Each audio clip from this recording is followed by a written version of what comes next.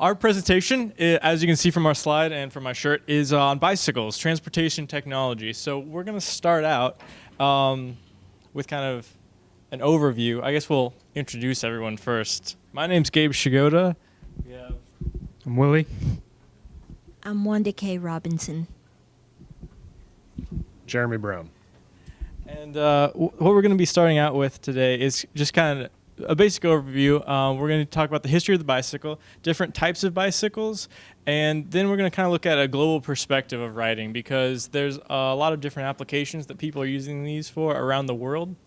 And then I'm going to be talking about current uses and some of the modern technology that goes into each bicycle around the world. Okay, for history, it's kind of interesting. I didn't know anything that was going on with bicycles back then, but apparently the reason the bicycle came about was because of a famine that was created by a volcano. And so horses died, there was no transportation, and so people got creative. And the Draisine, which was, I don't have it on my sheet, was created by, I believe, a German. And as you can see here, there's no pedals or anything. You just sit on it and you kind of run with your feet. Not real comfortable. It did kind of close the gap, though. So people didn't have horses, so they'd use these instead. That was in 1817. So that was the first time we saw a bicycle. Next. All right. The treadle pedals. And this is also considered this picture here is considered a bone crusher bike. It's not very comfortable, and it's very hard on your bones. There's no real brakes. There's no safety features at all. It's just dangerous. And anyway, it's got treadle pedals that, as you can see here, you'd put your feet there, and it's kind of like an old-fashioned sewing machine where you just kind of go up and down, and that's what powers the sewing machine. Well, that's how you turn the wheel on this thing. That was around 1840, so a little over 20 years, and they invented pedals. And then this thing here, this is what probably a lot of people think is the initial bicycle. It's kind of what I thought it was. But this is called a penny farthing or a high wheel bike. But anyway, the high-wheeled bike lasted for about 20 years. It was called the Era, and it was more of a masculine bike, even though to me it doesn't really look like a masculine bike, but it was dangerous. It was the most dangerous bicycle out of anything that's ever been created. Apparently we're playing this. And they had races. Women didn't really ride them. Basically because women at that time were thought to be delicate and they couldn't show their legs, and because they wore a lot of dresses, they couldn't ride without the bicycle tearing up the dress. This guy, he's just kind of being a fool. I don't really know why he's doing what he's doing, but we're getting ready to see something pretty fantastic.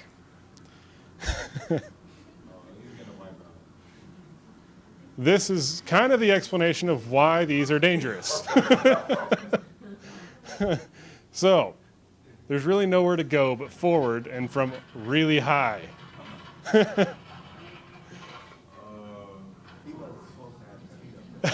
He wasn't, but even had he not had his feet up there, that was still going to happen. Let's see, what do we got next? The next bike is called the safety bicycle, and is probably what most people are seeing here is this kind of looks like a regular bicycle.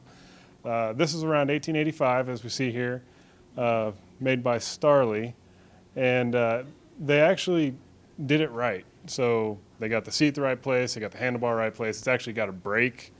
You can see it's got a sprocket, pedals, chain. Pretty much this was the standard.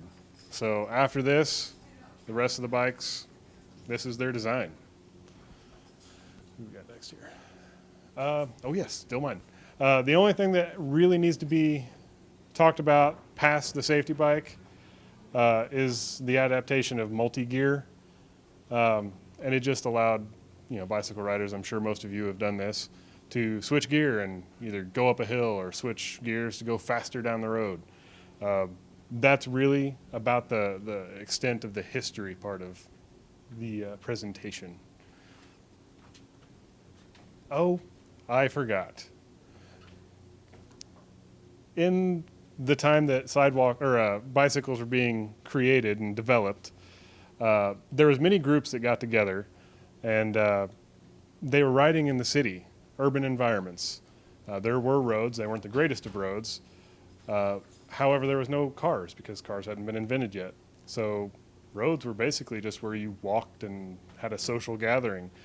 Bicyclists didn't like this, so they formed groups and clubs and kind of got some rules passed that forced pedestrians to walk on the side of the road, hence sidewalks. So, bicycles created sidewalks. Okay, I'm going to talk about the types of bicycles that we researched, just to give you a little bit of history on each of those. The first one is the track bike. The track bike is used for indoor and outdoor racetracks. Track bikes have only one gear and no free wheel or brakes. Tires on these bikes are narrow and inflated with high pressure to minimize rolling resistance. They're also designed to go fast. Road bikes. The road bikes are used primarily for paved roads and are often referred to as racing bikes. Similar to other bikes, they have a narrow, high pressure, and smooth tires to minimize rolling resistance.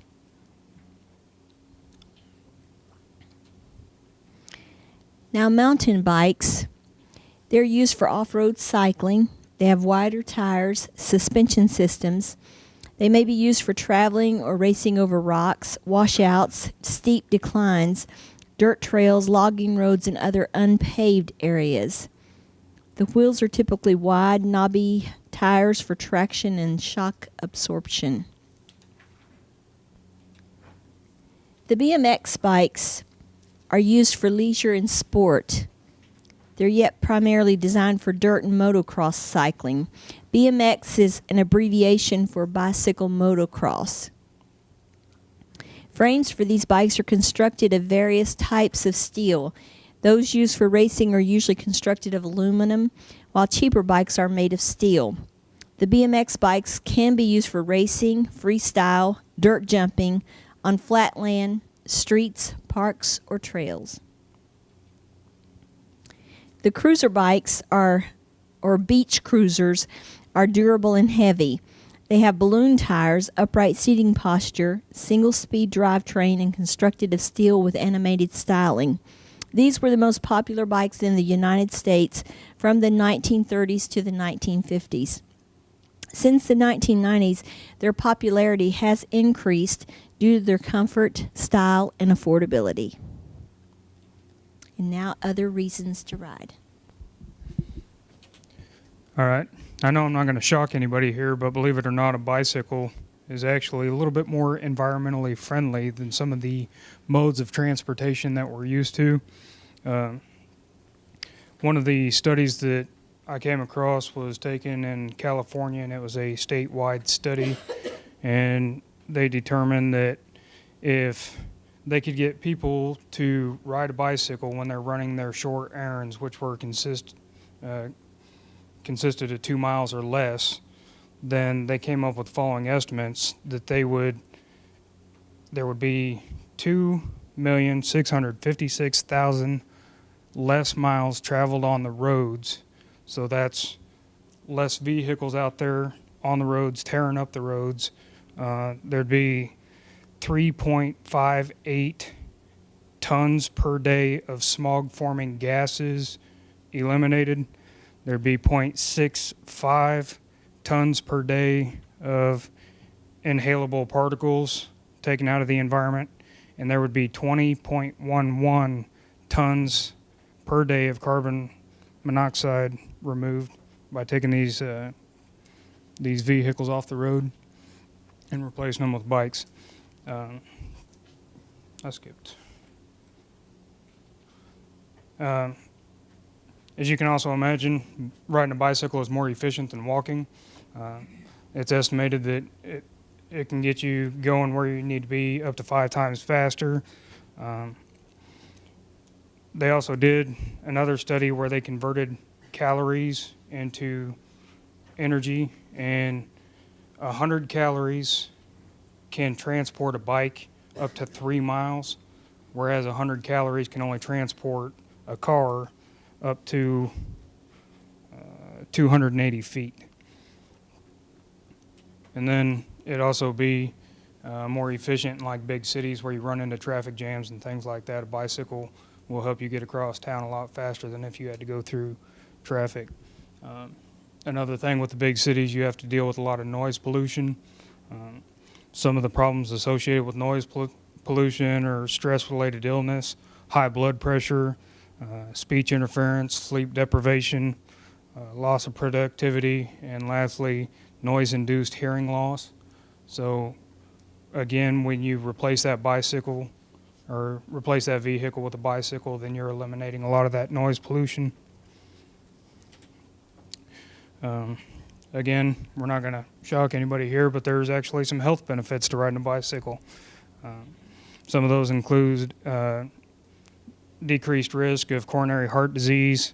It's going to build your muscle. It's good exercise for people with joint problems. If you've got like knee or ankle problems that prevent you from going out and jogging, then riding a bicycle is a good alternative to that because it's less strain on the joints. So it's a good way for those people with disabilities to get out there and get some exercise. And with that, you're going to burn more calories and boost your metabolism. Again, riding a bicycle is good for your coordination because there's a lot of moving parts going along there. And then it's good for your mental health. Financial savings. Again, one of these studies that I came across, they calculated the average cost of what it would take to maintain a vehicle over the course of a year. And for a standard size car with your fuel, your insurance, your licensing, your fees, you're looking at about $14,000 a year. For an SUV, it's about $2,000 more. You're looking at $16,179 a year. Whereas with if you went out and bought the top of the line bicycle with all the accessories, the first year, the average was about $1,600. Whereas each additional year after that, it's about $350, and that's just the upkeep. That's 2 tune-ups, 2 tires, and 4 inner tubes. And then we're going to look at the versatility of a bicycle.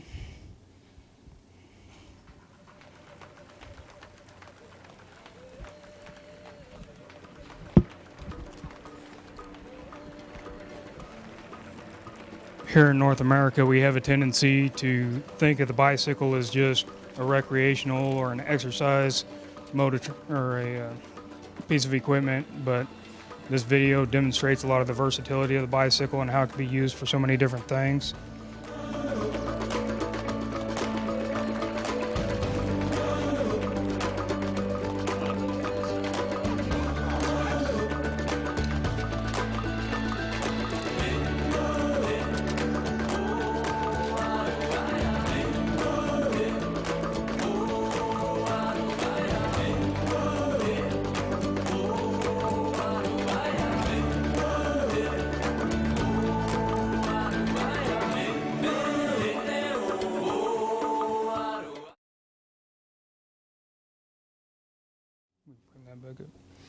And again, like I said, North America, we look at it as more like a recreational or an exercise vehicle.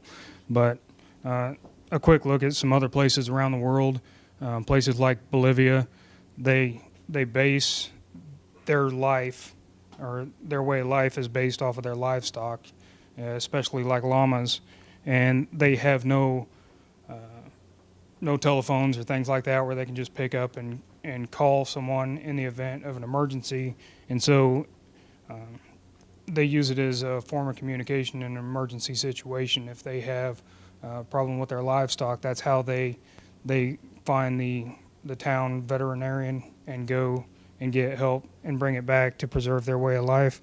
In Rwanda, it's a mode of transportation for their politicians. That's how they get out there to the towns and the cities to get eyes on and see what needs to be done in that town and in ways that they can help their citizens. And then in places like Tanzania, they use it, as you saw there, a water truck, they use it to deliver clean drinking water. And yeah. I'm gonna cover current uses for the bicycle and some of the modern technology really quick, trying to wrap up. I'm gonna talk about some of the modern components. So over here, this is actually a cutaway of what's called a deep V rim, and deep V rims have an added depth. This is normally about 14 millimeters compared to the normal like 5 to 6 millimeter depth of a traditional rim. What this allows is the whir of the spokes that are going around, if you're pedaling faster, causes it causes a bit of resistance with the air, just the natural whirring, almost like a fan blade. So what this does is it makes the rim a little bit more aerodynamic. And in addition to that, it also builds structural integrity compared to classic rims. So I've got some of these on my bike, for example, and I ride down 3rd Street, and there's a ton of like potholes and really gnarly stuff on there. And what happens is whenever I take a big bump on these, they actually stay in true more often than traditional bikes. So the concept of staying in true means how well aligned your wheel is. So basically, these rims allow your bikes to not only be more aerodynamic, but also be a little more durable overall. This is a pedal strap. It's also called a foot retention system. This one's made by Holdfast, but this kind of developed in the late 90s, early 2000s. There's several companies that sell them nowadays. Basically, what this allows is for the average user to have better power transfer from the legs, making pedaling more efficient by just simply having this Velcro strap that attaches to your pedal so that you can strap in with your regular tennis shoes rather than having to have those the guys who ride around with like the Lyrica and spandex, and now they have the special shoes and they always have to click in and stuff like that. This makes it to where you can have the same efficiency but not look as goofy and have more convenience. These are pursuit style handlebars. Sometimes they're called bullhorn handlebars, and this is kind of an adaptation that allows the rider to have a more aerodynamic profile, have a better power transfer, and also allow multiple hand positions that make it great for commuting. So in that they're able to stay forward a little bit more and have a visual on all the stuff that's going around in traffic and stuff like that, making it more comfortable than like an upright riding position. We have disc brakes, which are adapted for mountain bike use primarily. They're mimicked off of technology that's available in cars. And what this allows is rather than having the classic caliper brake that pinches the bicycle wheel rim itself, you're actually relying on a hydraulic system that clamps down on this pad, making braking more efficient. There's been a variety of other accessories like bike bags, and actually this is a small shot of Levi, who's got a company that has made jeans in America for a long time, since what was it, like 1885 or something. They've developed an entire line of jeans that's specifically designed for the commuter in mind, so that way the regular bike person who's riding around daily can have a set of jeans that's specifically adapted for bicycles. So they've got a special strap for the back that holds a U-lock, which means you can lock up your bike safely. They also have this material that's designed to be a little bit more water resistant, so when you're riding in the rain and the elements and stuff like that, you don't get as wet.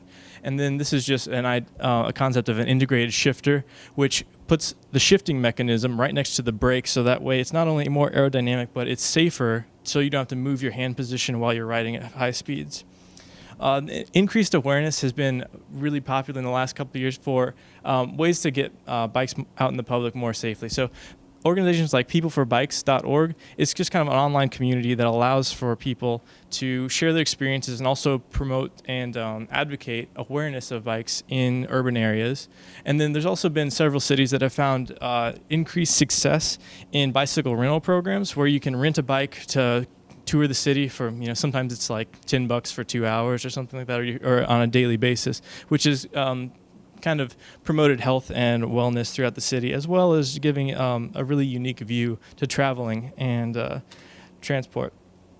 concepts have changed in culture as well. There's a concept of alley cat races that have been popularized by the 1990s bicycle messenger style. And what these are like events where groups of friends or bike enthusiasts can kind of sponsor these informal races, and what they often involve is a series of checkpoints that go throughout the city, and basically it's like first one to complete all the stages and get back to the finish line wins. So for example, Sean Martin is a guy who's really involved in starting them up in LA. He's got an organization and a blog that's called Take Over LA, and it's just to kind of promote bicycle awareness. But one of the things that that some places do is they'll do like holiday themed alley cat races. So for example, there's some videos out on YouTube that are pretty funny where they'll do like a holiday race where like stage 1 will be you have to go to first checkpoint, grab a present. Stage 2, you'll have to go and grab a piece of wrapping paper. Stage 3, you'll have to try to figure out how to ride with the wrapping paper, the present, and a piece of tape. And then stage 5 will be trying to stage 4 and 5 will kind of be wrapping and getting it across the finish line. So this is just kind of a way that people can, get together over bikes and have fun. And this is just an example of a card that was used to promote the event. They normally have independent designers and just kind of get artwork paired with bike culture as well. Cyclocross is a newer event that started from an old concept where basically it's an off-road race that kind of involves getting off of the bike more often. So it's really dexterous, and it's designed to where you actually have to like hop over barriers. And so dismounting and knowing when to ride is kind of a key part of this. And the other cool thing that's come about with more popularity since the 1990s is the concept of bike polo. So teams of 3-on-3 will get together on tennis courts and basketball courts and tennis courts, and basically they'll have track bikes or single speeds, and they'll have these mallets that are made out of it's kind of funny because there's not necessarily a set way of how to make a mallet, but basically what it is, it's an aluminum ski pole and high density little piece of plastic piping, and so they use that with these street like Easton or NHL style street hockey balls, and they just have goals set up. And if you YouTube bike polo, you'll see some pretty intense clips of guys going at it with mallets, and they get going pretty fast in a very small area. It's kind of cool. Increased customization, and with all these new components and all these new people riding bikes, there's the option that the individual can build their own frame. So you can go to a frame builder and get a custom steel frame built that matches your body perfectly. And so that means that effectively you would never have to buy a bike again, because you will get a bike that is fit to your body specs. So like the top tube, the distance that it would take to lean over, the pedal efficiency would be customized to your body. And recently, they've been able to adapt a custom carbon fiber process. So we saw with the space elevator how carbon fiber is one of the new technologies that is kind of integrating itself into the consumer market. Bikes have been made out of carbon fiber for the last 10 years or so. And until recently, there hasn't been the ability to really customize it. It was more of like a sheet and mold process. So it kind of made it a little bit homogeneous in the market. But nowadays, cyclists can get a custom carbon fiber frame as well for, I think it runs around $6,000, which is kind of pricey. But if you're into that, more power to you. So to summarize, we've covered up the basic history of bicycles, types of bicycles, a global perspective, and current use in modern technology. Are there any questions? Any questions? Here is the recording. Any bicycle questions? I see that you have a T-shirt with bicycle. Yes. And I see in your table here you have something. Do you have to put this in your head, or when you? Yeah, I actually have I've got a ProTech Classic helmet over here, which is one of the technologies that was developed in the 1970s. It's classically styled with this, it kind of became popular in skate and vert riding and stuff like that. But I added lightning bolts to mine that are reflective, because in bicycle riding, if you add lightning bolts, it gives you at least plus 10 horsepower. So, yeah. On or off? Yeah, so I just took some basic 3M reflective tape, and it helps me be a little more visible, because some of the streets around Charleston are not as well lit. And that's one of the things that producers of new products are kind of gearing with the commuter in mind. So to where it used to be about how to get the mechanics of the bike right, nowadays it's also how to supplement the rider in a safe manner. So you have better helmets and you have better technologies. There's actually a helmet on the market that has an integrated kind of like Bluetooth feature that can automatically call an emergency contact if it detects a crash. So it's almost like OnStar, but inside a bike helmet, which is kind of cool. My next question would be for any of you. Why is it historically that they started with the big wheel and the small wheel first and then moved into equal wheels, or what?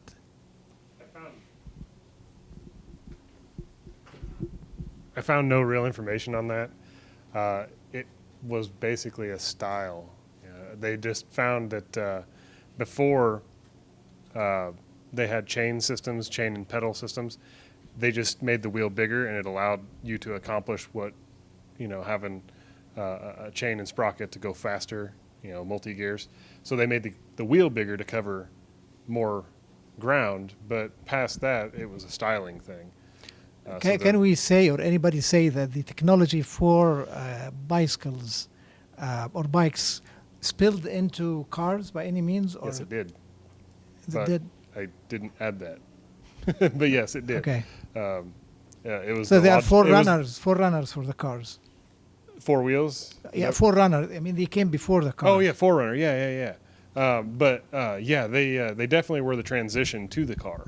Adding motors, the motorcycle, was derived from the bicycle as well. It was just kind of the natural progression of things. So, yes, it did influence cars. Any biking guys or girls? Bicycles. In India, we have many bicycles, right? More than cars? Okay.